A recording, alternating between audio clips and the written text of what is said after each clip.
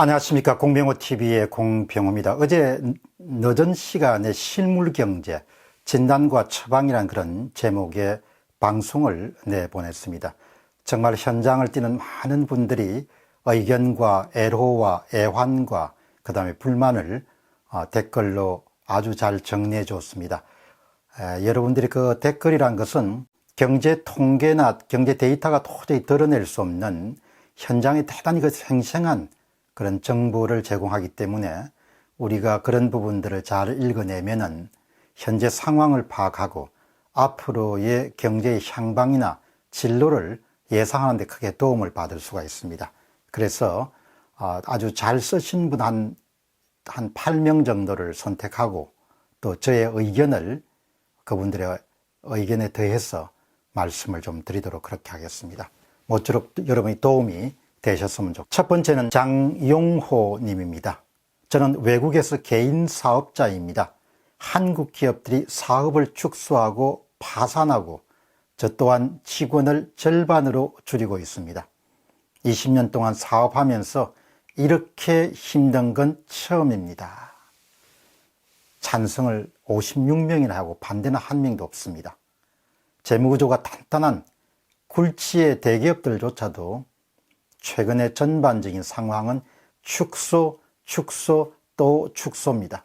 유지, 또 유지입니다. 두 번째, 청안젤라님입니다. 포항도 큰일입니다. 모든 일거리가 적어집니다. 없는 사람들이 살기가 너무 힘듭니다. IMF 때의 포항은 그럭저럭 괜찮았는데 30여 분이 찬성하고 반대는 한 명도 없습니다.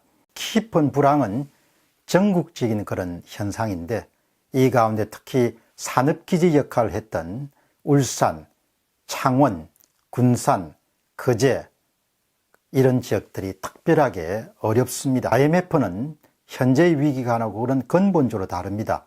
IMF 위기는 단기 외화 유동성 부족으로 발생한 일종의 금융위기였습니다. 그러나 그 당시 한국 경제는 대단히 실물 경제는 탄탄했습니다. 그러나 지금은 실물 경제발 위기입니다. 이른바 실물 위기입니다. 그렇기 때문에 고통이 훨씬 더 장시간 지속될 가능성이 높습니다. 세 번째입니다. 영გვing님입니다. 참 어려운 시절입니다. 지인들은 아는 사람들은 베트남, 미얀마, 스리랑카 쪽으로 다 나가고 여기 있는 회사는 최소한의 인원으로 물류창고로 사용한다고 하네요. 끝나가나 봅니다. 42명이 찬성했습니다. 생산요소 가격이 계속 폭등 수준으로 올라가니까 한국이 생산기지로서의 역할을 거의 상실해 가고 있다. 그 결과로 계속해서 해외 투자 액수가 최고치를 경신하고 있습니다. 매년 신기록을 갈아치는 내용은 바로 생산 요소 가격 급등과 사업 환경 악화다 이렇게 보시면 좋겠습니다.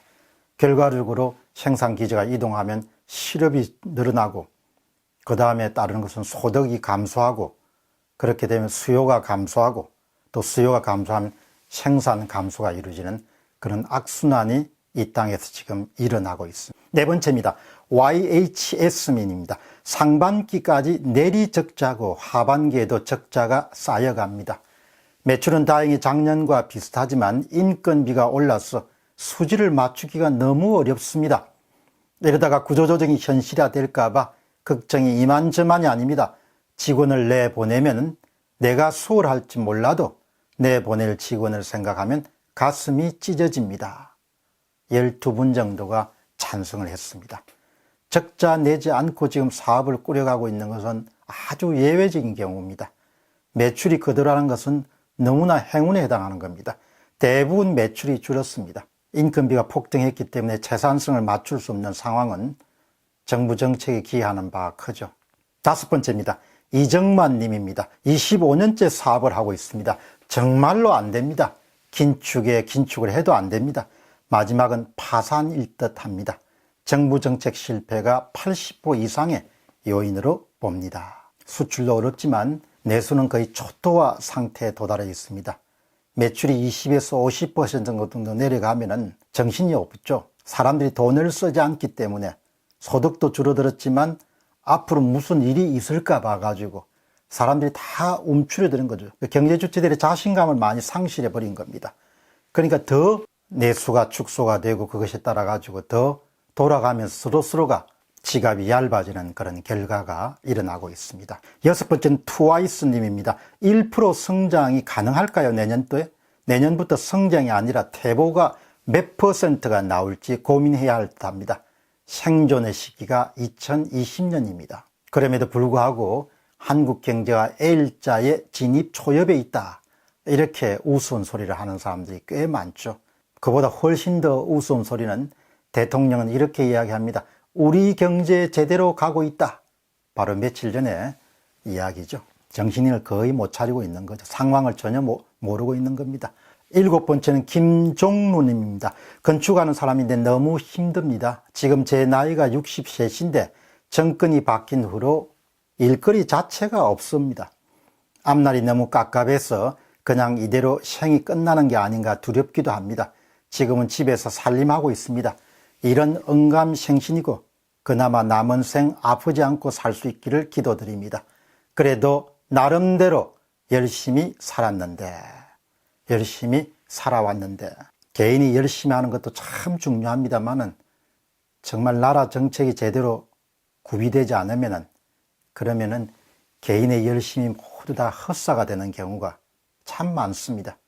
역사를 보거나 우리 주변을 보더라도. 여덟 번째입니다. 조스타 조조님입니다. 국내는 포퓰리즘 정책이 지속되어 기업은 생산성 악화, 신규 산업 투자 미흡 등 긴축 경영을 지속할 것이며, 이게 아주 중요한 사항입니다. 지금이 다 그렇게 하는 겁니다. 국외는 세계 경제 1, 3위 국가인 미국과 일본과 척을 지고 꼴찌 국가인 북한만 바라볼 것으로 예상되는데 도저히 현 정부의 경제 체제에서는 나아질 것으로 판단이 되지 않습니다. 특히 가장 중요한 동맹국인 한미동맹, 주한미군 철수 등이 거론된다면 안보 불안이 야기되어 외국 자본이 빠져나가는 상황이 발생할 것입니다. 이는 IMF 시즌2의 방아쇠가 될 것입니다. 조국 같은 불필요한 정치적 소모, 대내외 경제 불황 초래 등 이번 정부의 죗값은 너무나 큽니다. 50명 정도가 찬성을 했습니다. 한국 경제가 처한 상황과 문제점, 그리고 원인 및 진단을 또 전망을 잘 담아낸 그런 글에 속합니다.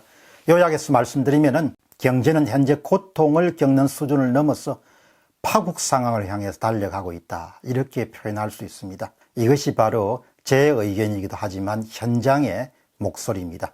이 같은 현장 리포트가 여러분들이 현재 경제 상황을 정확히 파악하고 그리고 미래를 전망하고 그다음 미래에 대해 준비하는 제대로 된 대비책을 마련하는 데 도움이 되시기를 바랍니다. 공병호 TV의 공병호였습니다. 감사합니다.